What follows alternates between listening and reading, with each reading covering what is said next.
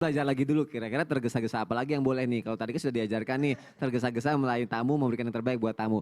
Kali ini bukan harus tergesa-gesa lagi sih katanya. Ini harus langsung. Apa tuh kira-kira? Langsung. Langsung Gak katanya. pakai persiapan. Gak boleh persiapan. Gak ada persiapannya nih. Apa tuh Oh, tapi? ya udah. Aku mohon penjelasan Ustaz ya. Tapi guru Ustadz Maulana, Ustadz Bani, Mas Soni, serta guru-guru kami yang dimuliakan Allah Subhanahu wa taala. Bismillahi ma sya Allah la yasukul khaira illallah. Bismillahi ma sya Allah ma kana min ni'matin fa minallah. Bismillahi ma sya Allah la yasrifu su'a illallah. Bismillahi ma sya Allah la haula wala quwata illa billah. Maka selanjutnya yang harus disegerakan tanpa adanya persiapan. Kalau tadi menikah mesti ada persiapan. Enggak juga orang langsung dinikahin anaknya. Kenapa ulama-ulama kita cepat menikahkan anaknya kira-kira? Karena udah dilatih dari kecil. Dari kecil udah diajarin agama. Ini enggak ada ilmunya sama sekali mau menikah langsung. Enggak bisa juga. Iya, benar, Harus benar. ada ilmunya juga. Nah kalau yang ini langsung tanpa persiapan. Apa itu? Wasari'u ila maghfiratin min rabbikum wa jannah. Bersegera dalam hal pertaubatan kembali kepada Allah Subhanahu wa taala. Kira-kira saya mau tanya Mas Soni, kira-kira tobatnya peminum khamar apa? Nggak minum khamar lagi? Iya, berhenti minum. Berhenti minum. Tobatnya seorang pencuri apa? Nggak mencuri. Nggak mencuri lagi. Iya. Jadi tobat itu bukan astagfirullah, astagfirullah, astagfirullah, astagfirullah. Atau langsung wudhu dulu atau sholat taubat 2 rakaat. Itu bagian-bagiannya. Tapi taubat yang sesungguhnya adalah berhenti melakukannya. Jadi kalau ada orang sedang mencuri lalu dia ingin kembali kepada Allah. Jangan mengatakan ya udah ini adalah pencurian terakhir saya. Ya, Nggak pencurian bisa. terakhir. Bukan taubat namanya.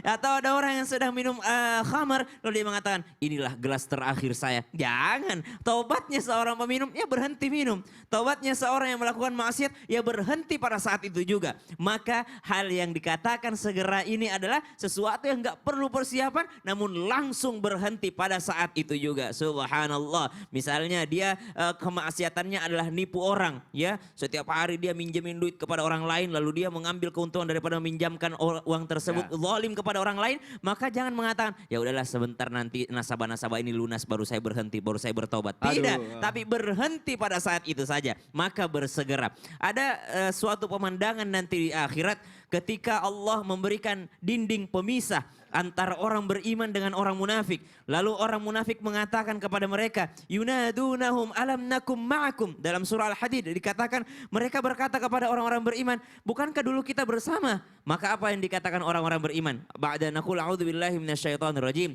Qalu bala walakinnakum fatantum anfusakum wa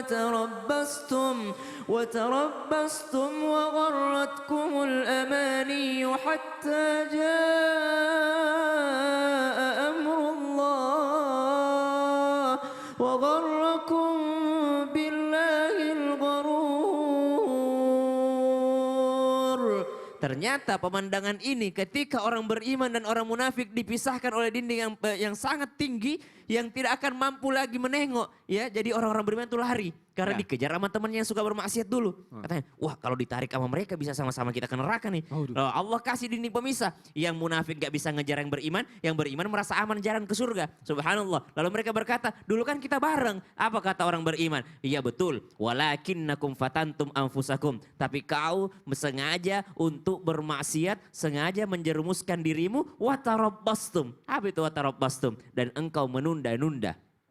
Apa yang dia tunda-tunda, dia menunda-nunda kembali kepada Allah Subhanahu wa taala. Dahulu misalnya ini tanpa bermaksud menggugat pun mengajari bermaksiat bareng. Ternyata temannya yang satunya udah taubat nih subhanallah. Maka temannya yang sudah taubat ini harusnya mengingatkan temannya yang belum bertaubat. Kenapa? Karena ternyata yang dikecam dalam surah Al-Hadid ini adalah orang yang menunda-nunda pertaubatannya. Wa gharratkumul amani. Lalu setelah dia menunda-nunda, lalu dia akan tertipu oleh angan-angan dan mulai ragu akan Allah Subhanahu wa taala. Awalnya mulai menunda-nunda sholat. Akhirnya lama-lama nggak sholat. Akhirnya lama-lama mempertanyakan untuk apa sih sebenarnya sholat?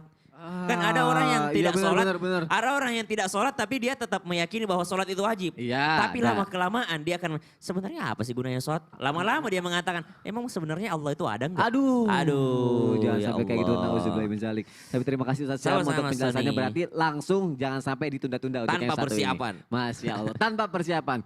Mungkin matahari esok masih terbit ya jamaah, tapi belum tentu kita kita ya. Kita masih hidup belum tentu. Jadi jangan sampai kita terlambat untuk bertobat nih ya Allah.